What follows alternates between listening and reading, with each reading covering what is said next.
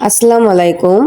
আজ আমি বানাচ্ছি আমাদের গ্রামের ঘরের একদম ঘর ভরপুর ঘ্রাণে ভরা একটি রান্না। আর সেটা হচ্ছে হাতে মাখা মলা মাছ।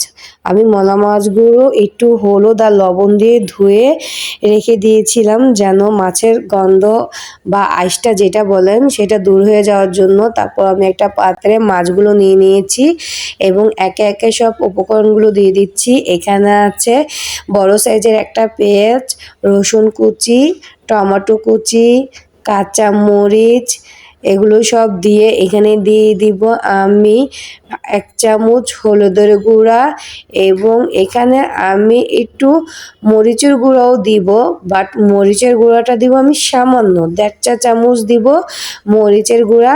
আর হ্যাঁ, বিশেষ করে লবণটা কিন্তু একটু কমই দিতে হবে, কারণ ছোট মাছের লবণের পরিমাণটা খুব বেশি হয়ে যায়, তাই লবণটা একটু হিসাব করে দিবেন।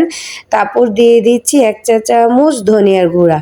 তারপর এখানে আমি মিক্স করব রান্নার তেল, প্রায় অনেকখানি রান্নার তেল এখানে আমি দিয়েছি, পরিমাণ বলতে পারবো না, আমি বোতলে ছিল ঢেলে দিয়েছি।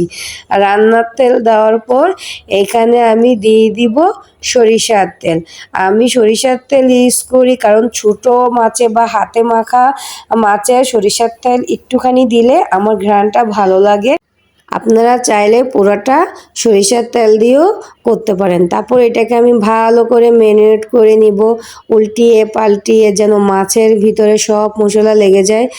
দেখেন আমি কতগুলো এখানে তেল ইউজ করেছি, আপনাদেরকে পরিমাণটা দেখিয়ে দিলাম, কারণ এখানে আমি কোনো পানি ইউজ করব না এখানে। তারপর আমি হালকা ধনিয়া পাতা দিয়ে দিচ্ছি।